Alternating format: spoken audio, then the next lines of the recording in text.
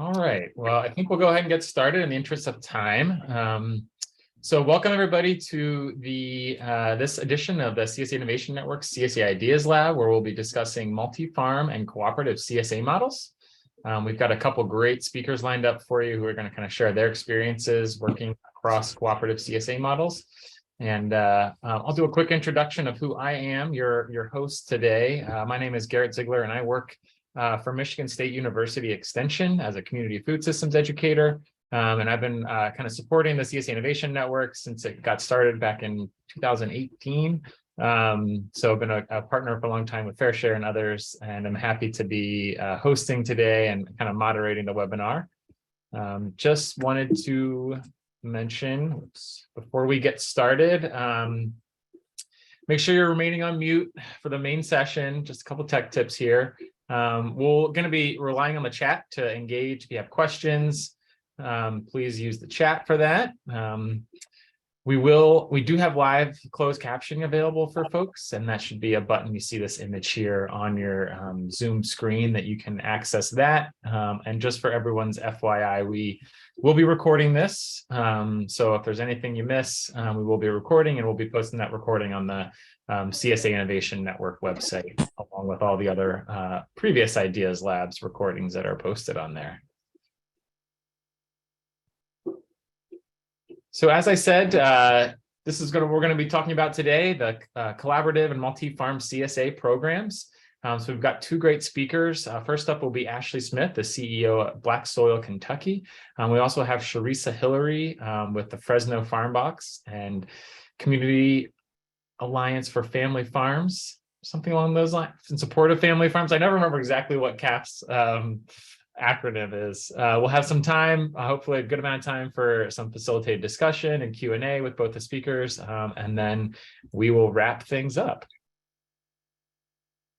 So before we kind of dive into today's program, I did just want to let folks know a little bit more about the CSA Innovation Network and what we do for folks that might be new, or this maybe is your first time jumping on one of our Ideas Labs.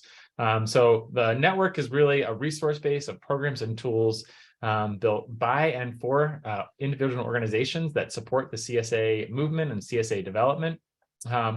And we really are focused on generating and facilitating ideas across the CSA community, and to really also, which we'll talk about in just a second, build awareness of the value of CSA to consumers. So I did want to, before we jump into the program, want to highlight really quickly one of the things that the CSA Innovation Network's been working on to really build that awareness with consumers is CSA Week. So hopefully many of you were able to participate in CSA Week, either as a farmer or a support organization, by marketing your CSA shares that you have available for the 2023 season, and marketing all the great farms that are in your area. So just wanted to display this map here that shows the reach and the number of organizations and farms that participated in CSA Week. So you can see we've got a global reach here, folks all the way from Australia to Hawaii, and kind of everywhere in between, but obviously concentrated on the North America, United States, and Canada. So just to kind of recap some of the impact from CSA Week, we had over 1,000 people, organizations download the promotional package that the Innovation Network created.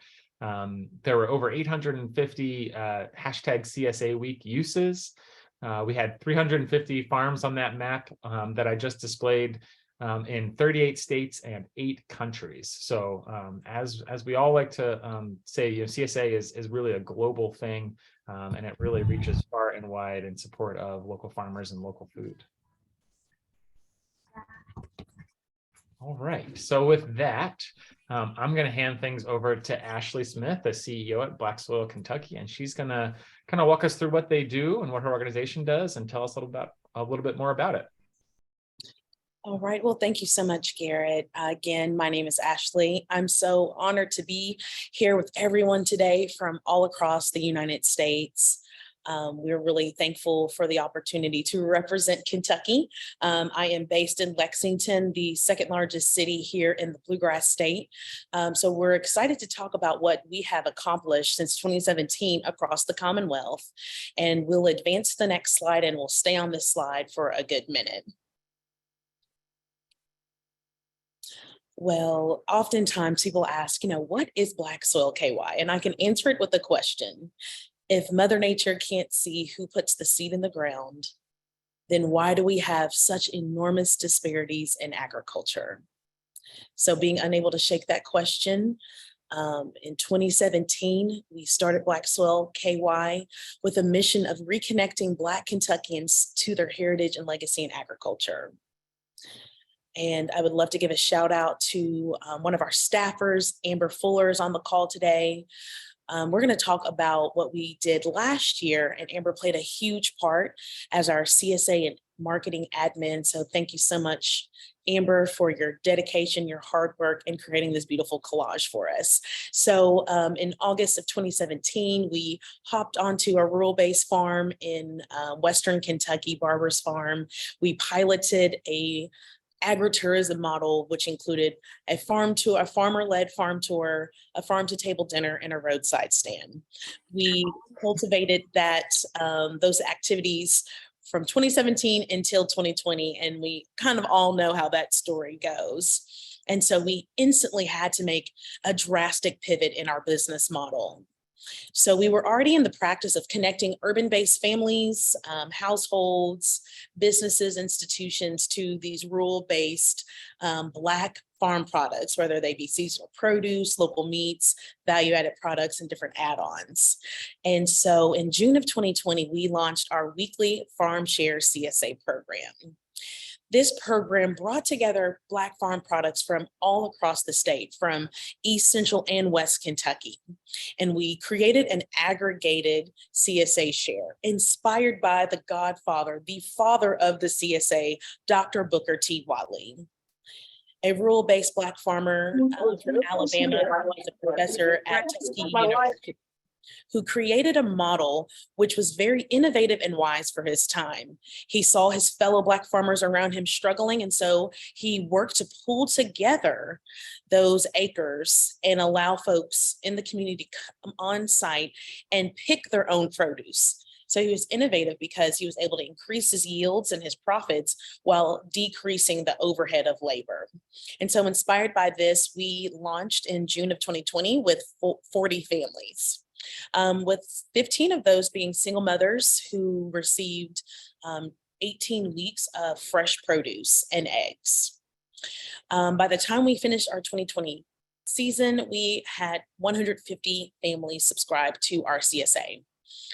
We had very, very humble beginnings. We started off in a shared, cramped walk-in with friends of ours who owned a vegan restaurant at the time. And that was June. And by July of 2020, we moved into our fulfillment center. Our fulfillment center serves as our global headquarters. It allows us to store, freeze, refrigerate, wholesale, and retail Kentucky Black farmers products. So on this collage here, you see a chef there in the top left corner. This is one of our cooking classes where we utilize our products from our CSA.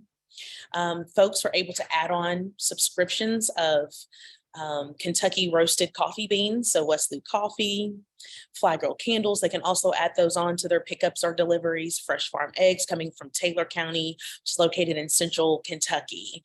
In addition to that, we're able to promote the actual farms where these goods are grown, harvested, and cared for through our farm tours with our agritourism functions. And again, when we ask if Mother Nature can't see who puts the seed in the ground, and if Dr. Booker T. Whatley is the father of the CSA, then how have Black farmers not only so drastically dwindled in the amount of those existing in active production, but those individuals within the consuming public, in which, Dr. Booker T. Whatley's model was designed for, are so shut out. So we really work hard as a team to market the relatability, the ease, the convenience, how you can eat and shop local all year long. And so when we think about how we have progressed, in 2021, we entered into the workplace voucher CSA sphere, which allowed us to reach even more audiences and families while working within one institution. So we had one one workplace CSA voucher program, and that was the University of Kentucky. And by 2022, last year, we were featured in 8 of those programs. So we were in UK, Transylvania University, Appalachian Regional Hospital, which is located in Eastern Kentucky. We partnered with distilleries, cideries, breweries as our pickup points, as well as promotion points. So by reaching across the aisle of different types of businesses, we were able to cross-pollinate and cross-promote our mission and our vision. So our mission is to reconnect Black Kentuckians to their heritage and legacy in agriculture. And our vision is to increase the market share for the 0.5% of Kentucky Black farmers. This tiny yet mighty sector has not stopped producing in the middle of a pandemic, in the middle of tornadoes, historic flooding. These individuals have been frontline responders, activating climate resiliency, activating season extension. And so in 2022, not only did we work within different institutions, but we also worked with our public library system. So we were able to bring our CSA model and have pickups daily at different branches located throughout the city of Lexington. This provided our farmers even more access to diverse audiences and types of consumers. Each day, our consumer received a text message reminding them. So again, kudos to Amber who managed that program. We had a team here in our fulfillment center every single day, packing shares, delivering shares, waiting on customers to come here to our fulfillment center. And what we learned in the 3 years of, basically aggregating and fulfilling the operations of a community shared and supported agriculture program is, that's truly not our place within the food system. It was our pandemic pivot that allowed us to keep the doors open. There were highs and lows, and unfortunately with the onset of inflation and just costs just continuing to rise, we agreed with our lead farmer, Travis Cleaver, who is a multi-generational farmer based in Central Kentucky, where he owns farms in Hart and LaRue County. These rural communities are home to not only himself, but his entire family, who work as a team day in and day out to ensure their family farm reaches sustainability into perpetuity. So now in 2023, Black Soil has teamed up with Cleve's Family Market to serve as their strong arm for marketing, sales, branding, account management, where we're out every single day seeking opportunities for greater market share to promote what Cleve's Family Market refers to their Buyers Club.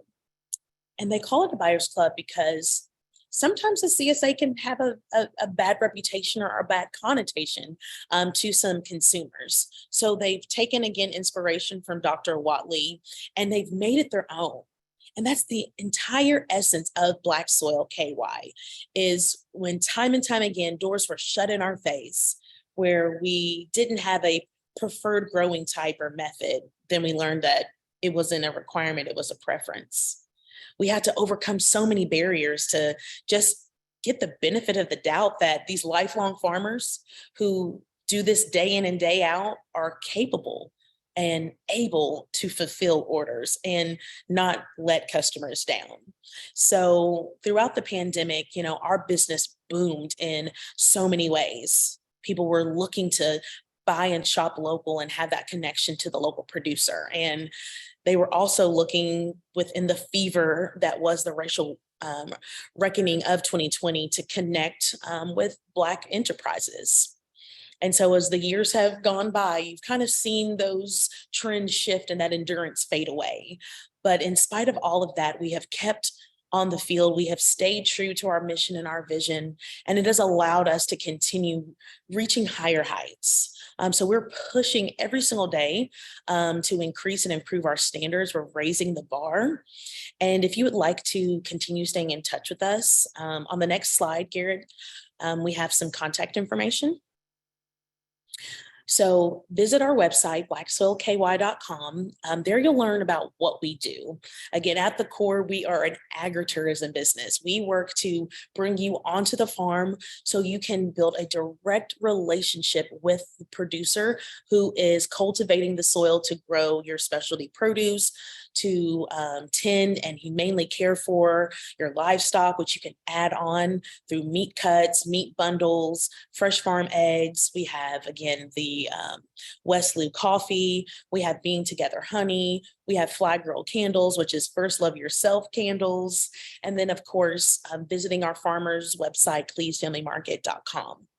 There you can see how for 7 years, this family owned and operated farm has consistently, without disruption, traveled across 5 Kentucky counties every Saturday for 18 weeks to deliver fresh seasonal produce, which is Kentucky Proud, which is our state's Department of Agriculture's marketing and promotion program that allows farmers to basically signify to consumers, locally owned farm-to-table restaurants, that these products were grown and raised here in the state of Kentucky. So at cleesfamilymarket.com, you'll be able to see how they are selling their products within urban communities like Lexington and Louisville, as well as thriving within their rural home bases of Hodgenville, Elizabethtown, Radcliffe, and Shepherdsville. We have this very unique and interesting rural and urban connection and exchange within the work that we do.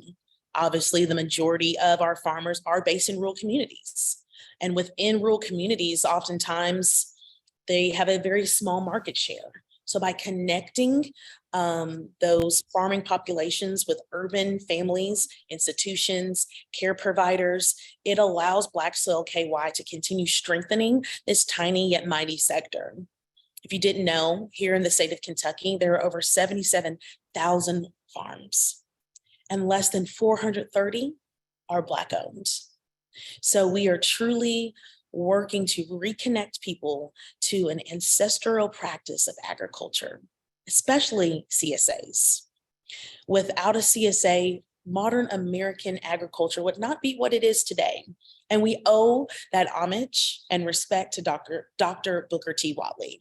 And it is our honor to walk in his footsteps and keep the tradition going and bring more and more individuals into this opportunity to use a CSA model as a tool for education and outreach, to get folks onto farms, to cultivate direct farmer to consumer relationships, which allow us to continue telling the stories of these amazing farm families, these agricultural leaders that are oftentimes hidden in plain sight.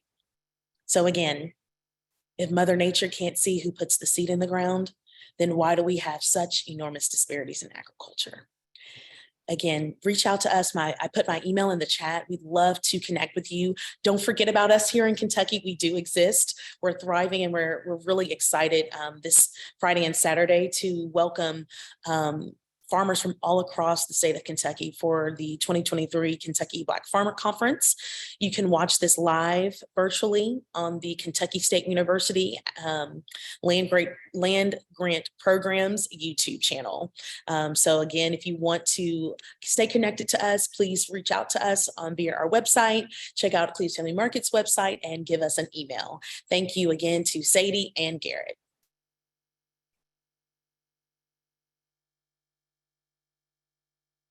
Thank you, Ashley. That was great. Really appreciate you telling your story and sharing all the amazing work you've done over the last 3 years, and how that's tied back into the history of CSA. And I see Sadie did drop in the chat for folks that are interested in more of that history of CSA. We actually have one of these ideas labs that kind of focused on that story of Booker T. Whatley. So that link is in the chat too, if anybody wants to check that out when they get a chance. And if you have questions for Ashley, write them down. We'll save them until the Q&A discussion.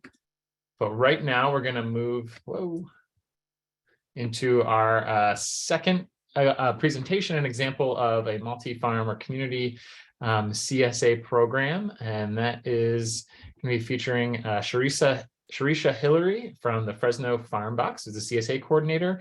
And I do think I saw Rashid Hislop if I said that right, also jump on the call. So if he's also available, maybe he can support as well. But I'll turn it over to Charrisha to get things started. Hello, good afternoon, everyone. I just want to say happy Black History Month. We are in our last day of observation, but a celebration nonetheless. My name is Charrisha Hillery. I am the CSA coordinator for Fresno Farm Box. We're based in the Central Valley region of California, this great big state. We're right in the middle. Shout out to you, Rashid. I know you're here. He's here for moral support for me. This is like one of my first speaking engagements. So thank you for being here, Rashid. So as I mentioned, I am the CSA coordinator for Fresno Farm Box.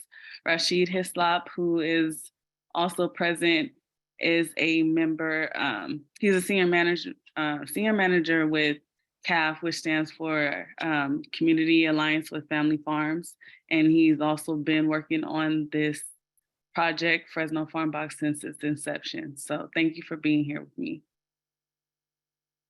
We can go on to the next slide. So Fresno, in the fall of 2020, during a town hall meeting, 3 Black farmers in Southwest Fresno expressed a desire to work together to feed their communities.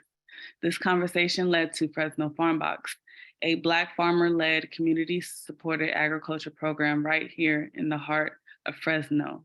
In its first season in 2021, Fresno Farm Box served 91 customers, generated over 400 Instagram followers, and hosted several successful food demonstrations for the community. As Fresno Farm Box looks to continue to build off of what they started, there is a critical need for funding to support an operations coordinator who manages the weekly orders and pickup logistics, and a communications coordinator who manages the online marketing, sales, and social media. This funding will allow Fresno Farm Box to grow into the full-fledged, locally owned food business in Southwest Fresno, where a region of Fresno that deserves, and in doing so, to help support local Black farmers and the broader Black community to access not only fresh fruits and vegetables and herbs, but also a sense of pride in their agricultural heritage here in the agricultural salad bowl of the United States. So as I mentioned, I've been with Fresno Farm Box since its inception. In our pilot season, in our 2 seasons that we had thus far, we utilized different business models in both seasons. So in the pilot season, which launched in the summer of 2021, the 3 Black farmers, any revenue coming into the business was a 3-way split. Even if they contributed other resources to the program, it was an understood thing that any income coming in during this pilot season will be split amongst the 3 farmers. The boxes during that season were also offered on a sliding scale.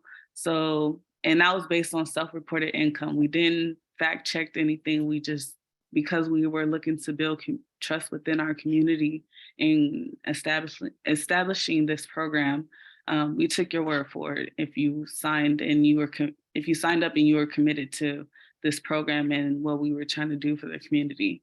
The boxes were tentatively priced at $20 for lower income and $25 for a higher income. The cutoff mark, I believe, was 45 or 40,000 annually. And we also utilized the Google form to manage our weekly signups.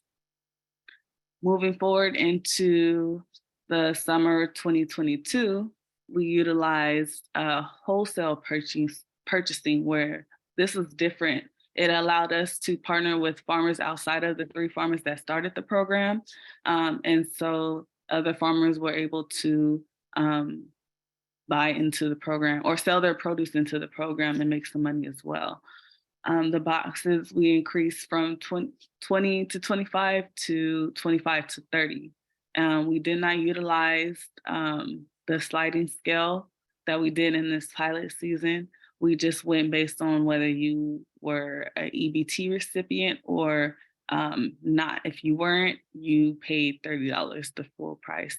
And we utilize monthly subscriptions more this time or that season than we did before. There in the pilot season, there were customers who did sign up for the whole season that preferred to pay on a monthly basis, but it was a preference of the weekly commitment in the pilot season. And so I would say overall, being a part of the program, I did see a drop in the numbers when we switched to a monthly subscription program. And just full transparency, it's something we're still working on. I do see the benefit of getting our community members to buy into a program like this, especially since we are a multi-farm CSA and we want to see a growing number of our producers and growers be supported in that way. You can advance to the next slide. All right, so with full transparency, this being my first time here on the Ideas Lab, I'm going to share the ups and downs of this program. Some of the challenges we encountered was the EBT setup. Fresno Farm Box are operating as an unofficial entity, meaning we had a fiscal sponsorship since its inception, and we currently still operate in that way. Nonprofit versus for-profit banking, and building the brand and subscription base, which is the model we are currently using. I will speak to a number of these challenges, mainly because EBT was something that, first and foremost, was something we've been trying to set up since its inception, and we hit so many roadblocks in the process. And so just figuring that out, because we are, again, a multi-farm CSA, many of the farmers involved with the program already have their individual EBT set up for their own business. And so utilizing it for Fresno Farm Box, it has to be some degree of separation in how they operate their business, especially with the EBT setup. You can't have two individuals on one EBT account. And so working around that, on top of having a fiscal sponsorship, was something we dealt with, but we're figuring it out, and we're also open to any feedback as well. What else can I speak to? Fresno Farm Box operating as an official entity.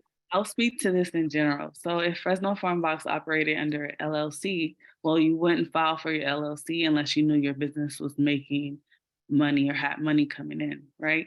So that we're trying to figure out when's a good time to do that. And that's why we're operating under nonprofit, which also makes us eligible for different grants, which help to fund the program.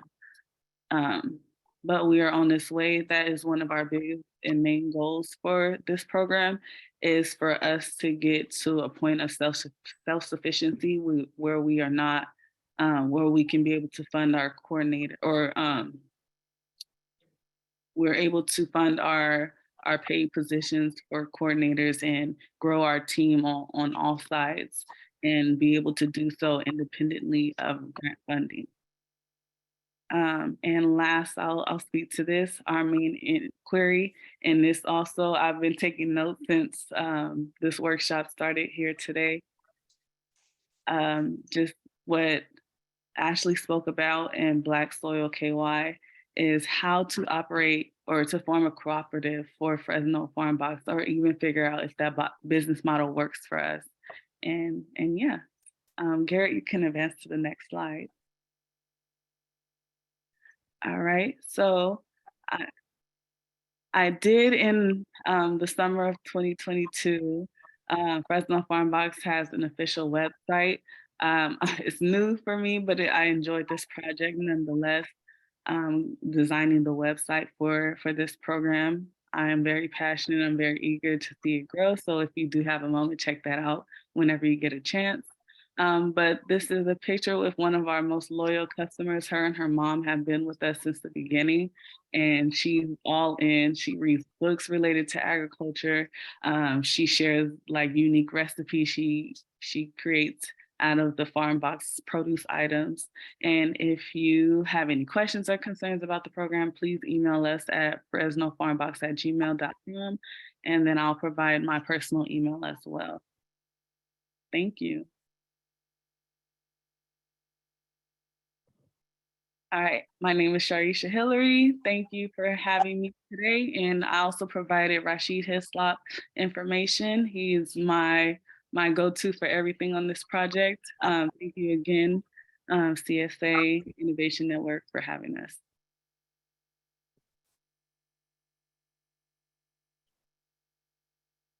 All right. Thank you, Charrisha. And thank you, Ashley, both for presenting on your different experiences. We have lots of time for Q&A, and I'm expecting there to be some good questions. I can already see some comments coming in the chat here. I'm going to go ahead and stop sharing my screen so that we can more easily kind of see everybody in the room. And we're definitely inviting folks to please unmute yourself, ask questions. Use the chat, turn your video on, and let us know where you're coming from and what questions you might have for both Charissa and Ashley. And I don't know, I'll try and keep my eye on this chat as best as I can. So we did have, first off, a offer for some potential funding from a gentleman from the USDA Rural Development. So Robbie Fowler-Fink has let folks know that they are available for possible funding or technical assistance to both Charrisha and Ashley. If you have those questions and want to reach out to Robbie, please do that. It looked like Robbie got a question asking if it was open to others contacting for funding and or technical assistance, and I'll leave that up to Robbie to respond to that. We got a couple comments about being so grateful for sharing your challenges. That's where people learn the most. So appreciation for that from both of you. Especially interested in the change to for-profit from nonprofit model, and wondering if you could talk more about what led to the decision to make the switch. So that's a question for Charissa, I believe. If you want to talk more about kind of what you're thinking in that realm of moving from that nonprofit to for-profit model.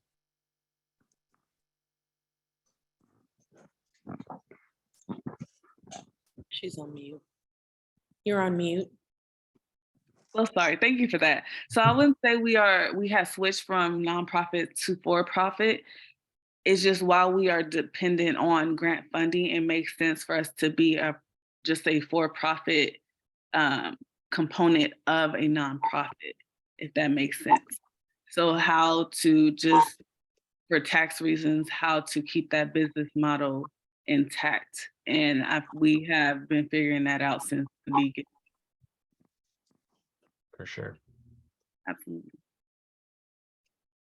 See Lillian. Have Kelly had a question for Ashley. In connecting rural farmers with urban consumers, was distance an issue? And if so, how did you handle it? Well, I feel like here in the state of Kentucky, you can get anywhere in an hour and a half, 2 hours. But no, seriously. In 2020, that was one of the biggest things.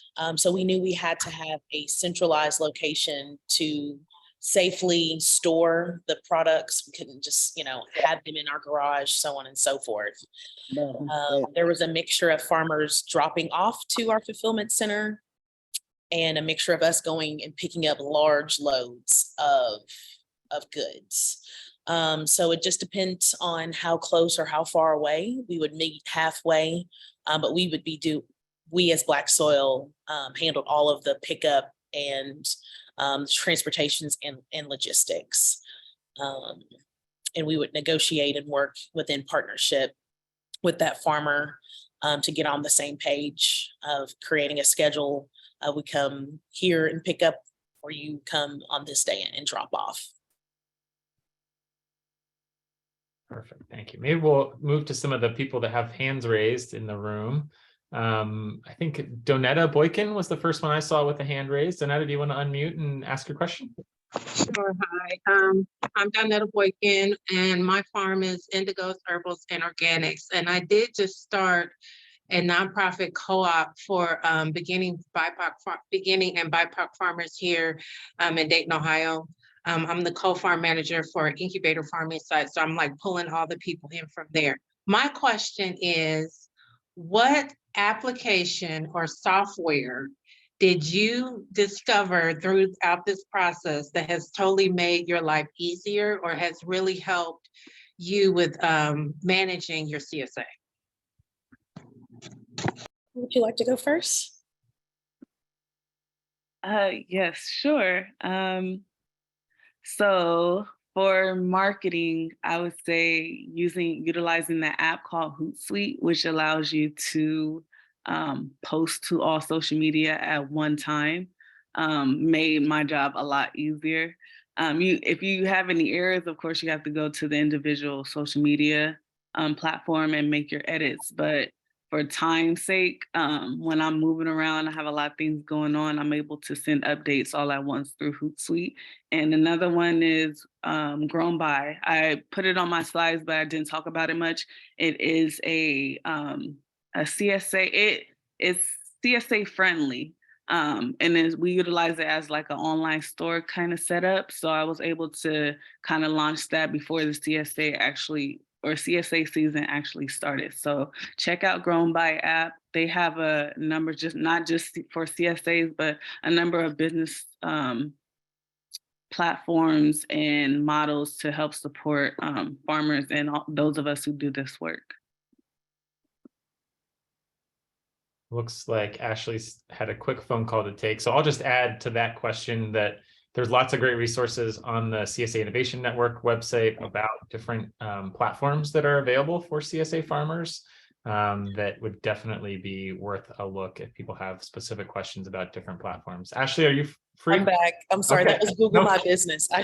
No problem. Calling to verify. Oh, okay. So we would encourage folks to check out Square.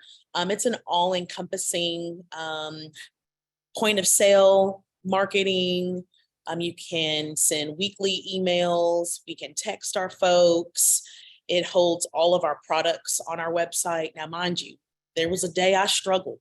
I see Dr. Lillian Brislin on this call. When we were ready to launch our pilot with the University of Kentucky CSA voucher, hey, Lillian, I tell you what, I mean, the technology gods just rained thunder and lightning, and everything went wrong. But we finally have been able to achieve greater proficiency with that platform. Another thing that we use internally is the Meta Suite. Amber uses that a lot for Facebook and Instagram. And we're able to schedule out for the entire week. We are a Google Docs heavy organization. So even though folks will go into the site, we reconcile using spreadsheets and things like that. It is very redundant, but when someone comes to pick up and you don't have their share, you're more grateful that you've double checked 3,000 different times and ways than have a really upset customer. Absolutely. Let's go with a couple more from the room. We got Jennifer Freeman with her hand raised. Hi, Jennifer. I have a question. We're just going to get started on doing a multi-farm CSA in Montgomery County, Maryland, with about 10 farms. And I was curious just to hear, what would be some of your top, yay, we did this right when you just first started out in terms of the processes, really, the kind of the nuts and bolts processes, and like, oops, this one didn't work out, but this was the lesson learned. Like, what would be, some key advice to just from really, you're living on the ground, actually doing it experience in the beginning, very beginning. Thanks. And thanks for your presentations. They were both really fantastic. Loved it. Thanks. The approach that Black Soil KY takes is we have a tiered model. We know who are our most experienced farmers, and we put the majority of the obligation responsibility on them. From there, we call the second and third tier onto the bench. So obviously, with looking at it as a pyramid, that first bottom base is where you're getting the bulk The second tier is where we're pulling supplemental products. And again, this was what we practiced 2020, 2021. Last year, it was all Cleve's Family Market. And then that very top tier. So those are like what Cleve's likes to call, you know, just some extras, some special goodies, some things that'll razzle dazzle the crowd. But you really want to have long-term trusted relationships with these folks who you're going to be connecting to the consumer. They have to be able to have a good track record and experience of conducting, you know, sales on a capacity building or a scaling up type of level, because not only is the farmer's reputation on the line, but your reputation as the middle person is also on the line. So you really want to be able to start having these conversations. You know, we've been promoting our 2023 CSA since October, because we know a lot of times consumers are really busy, and now is really when they start turning their ear to a lot of the marketing. But those early seeds, we have been able to secure a nice amount of new customers. So definitely know who you're working with, get it in writing, be able to hold folks accountable. And I would run some mock practice distributions when the money and the pressure of customers staring you down aren't on the line.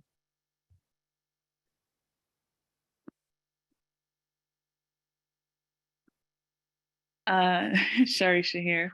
I will say for the first distribution days that we had with Fresno Farm Box, we had all hands on deck, and I was able to see all moving parts and like what capacity of people power we would need.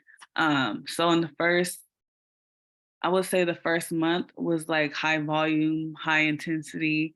And then I was able to like die down like, hey, we actually only need 3 to 4 volunteers, because we're a volunteer-based distribution. So the more the merrier, but I've done it by myself distribution days, but I've also had like 8 to 10 volunteers or just hands-on with me that day. And sometimes like it wasn't enough work for everyone, especially because we have our receiving and packaging one day, and then we have distribution another day. So it kind of eases that main day workload, if that makes sense. So I try to do as much in advance as I can, as much as I can in advanced days before pickup days, so it's not so heavy. People are, and we kind of had like a contact-free setup, so we just grab the box.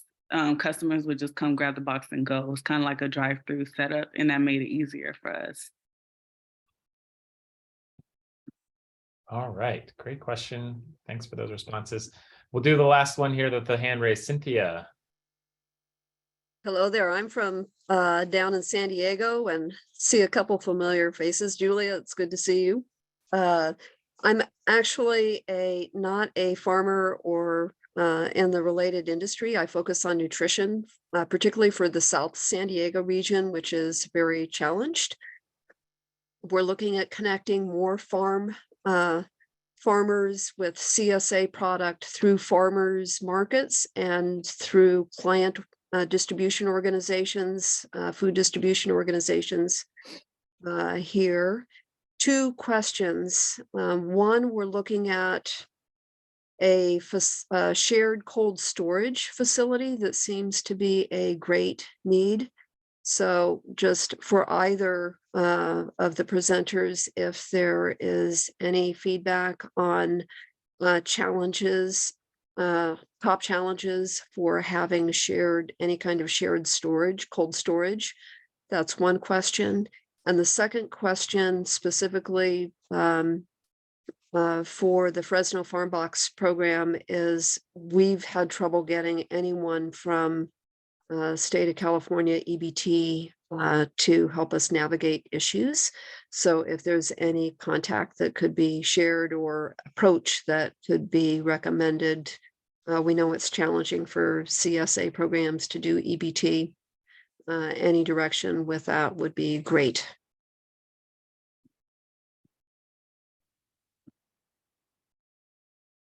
Did you want to speak first, Ashley, about the cold storage, or I can jump right in? Okay. I love how respectful we are. So real quick about EBT. Again, I'm in Kentucky, but we use Total Pay. It is an app that basically integrates with Square, and it you can add in your bank credentials and it will automatically deposit that EBT transaction. So Total Pay, I'll put it in the chat here in a second. Cold storage. So our very humble beginnings of our CSA, we were sharing literally like a half of a cool bot. And we had 40 shares to bring in on a Saturday afternoon after we went to pick it up. And then we turned around less than 8 hours later or so and lugged it out to the Lyric Theater and Cultural Arts Center. So when we moved into our own fulfillment center, man, it was so great to have our own space. But if you were to share any sort of cold storage, refrigeration, one, you have to think about your food safety, think about the consuming public on the other side of that, ensure that you've got thermometers inside. If there's already not one, a digital one outside of the cold storage, go on and get you some bookshelves and label those. They have the shelving that you can lock. I don't know, it's like a shelf and it's got a door on it. Lock that. Cages. Yeah, we have cages. You already have cages. And then, you know, if you need to assign who and what entity can take turns cleaning out the cold storage, you know, the floors, the walls, again, keeping the storage space, or if you as the host, you know, pass those costs off to those who are utilizing your equipment. Do you pass any costs off? Do you bill for any use of the storage that you have now? We don't, because the way that our model works, where we've moved away from doing heavy CSA sales, we do more of like wholesale purchasing with a markup on it. And that's where we are able to cover the overhead and the staffing.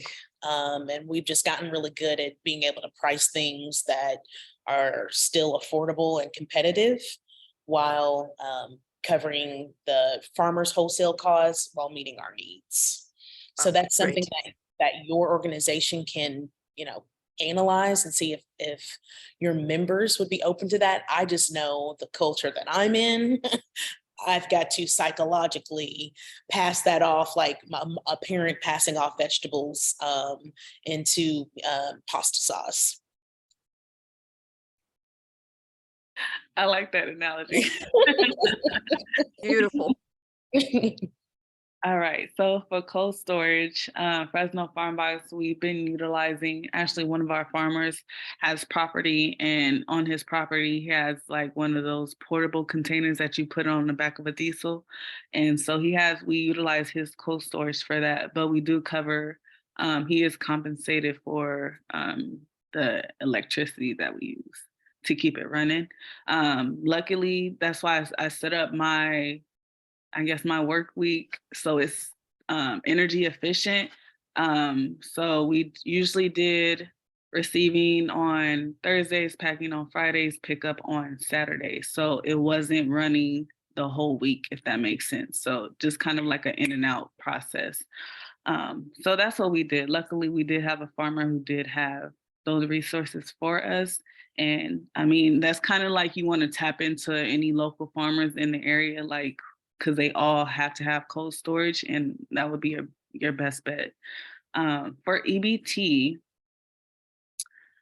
that is such a challenge being here in California. I'm not gonna lie, we're still working that out because, as I mentioned, you can't have, if all of your farmers have their EBTs for their EBT set for their businesses, you can't utilize it if it's already taken. And again, Fresno Farm Box had an issue because we're functioning as an unofficial entity. We have fiscal sponsors, and all of our fiscal sponsors have EBT set up already.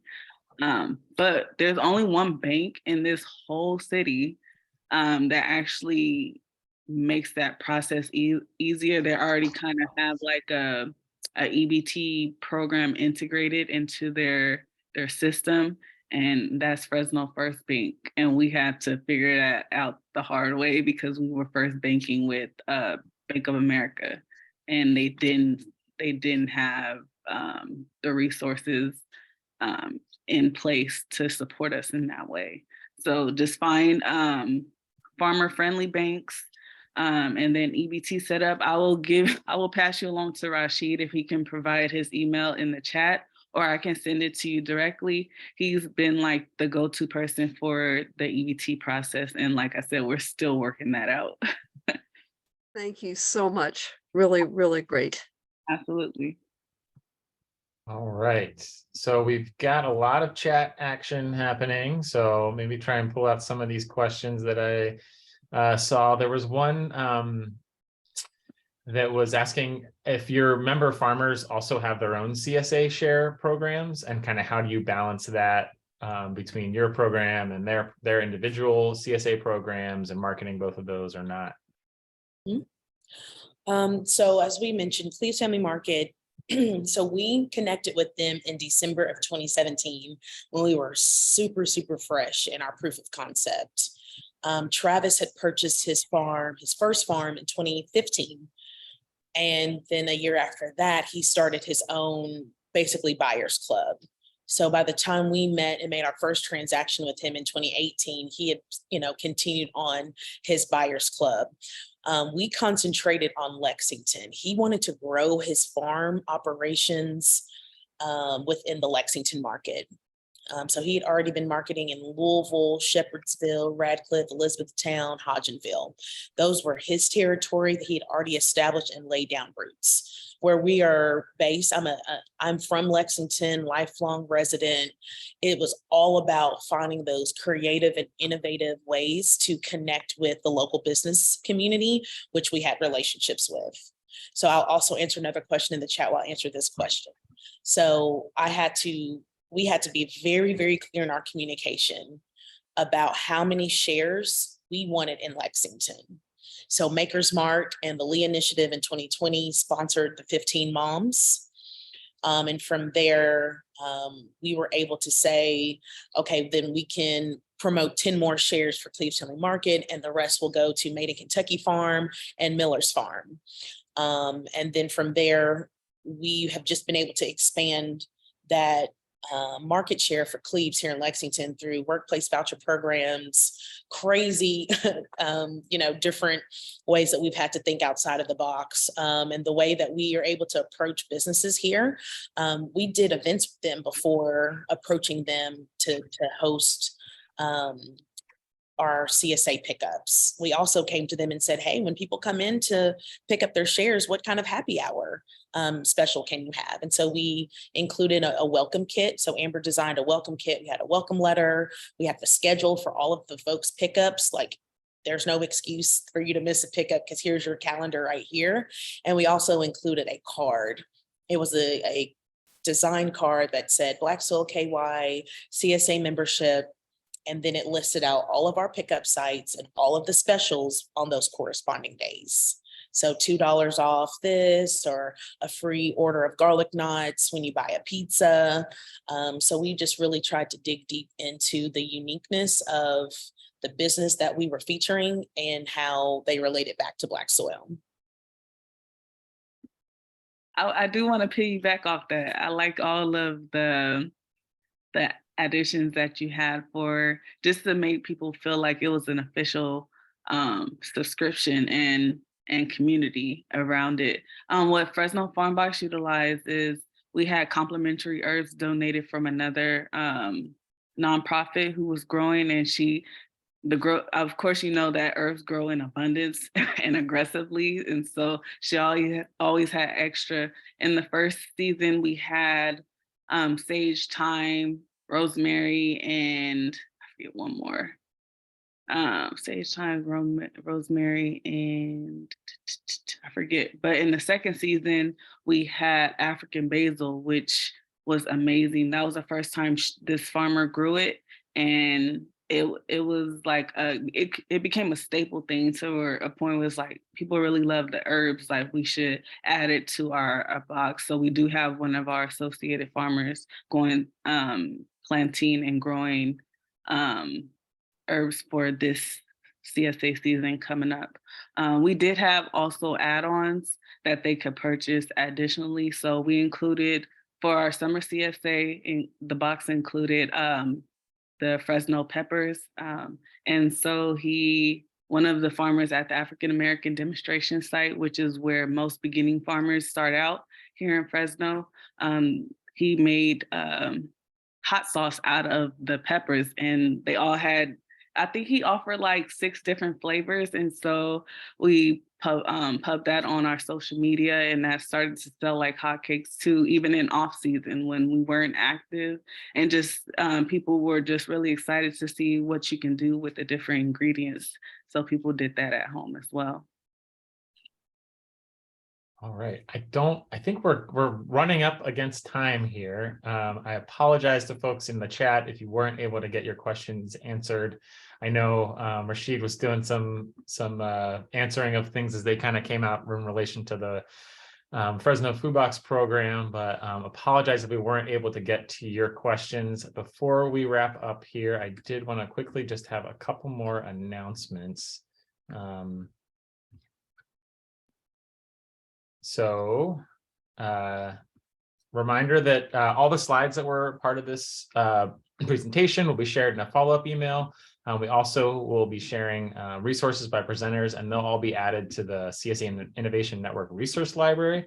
And that recording will be posted in our YouTube channel. So just wanted to let everybody know that. We do have a couple topics coming up for our On Deck Ideas Lab. So in April, we'll be hosting an Ideas Lab on agritourism, so how to fully utilize your land and resources. So we had maybe a little bit of preview of that from Ashley and some of the work they're doing in agritourism. So definitely an exciting time for agritourism and adding those types of diverse experiences to your farm business. And we'll also be, as we had some discussion in the chat as well about customizable CSA shares, finding success with customizable CSA shares will be our May or June CSA Ideas Lab, and I'm sure information will be shared as soon as those exact times and dates are locked in. But if you have questions related to customizable, save them for that, and agritourism the same.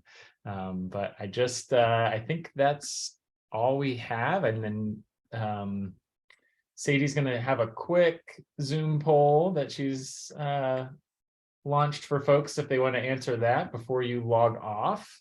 But with that, I just, really just want to thank both Ashley and Charissa for some amazing content, great questions from the audience, great conversation, and appreciate everybody that was able to join today. And that's all we got, I think. So thanks, everyone. Exciting topic, and I'm sure we'll have lots more conversation in future meetings and events and all kinds of things. All right. Thanks, everyone. Take care. I'll see you next month. Have a great day. Reach out if you need anything. Perfect.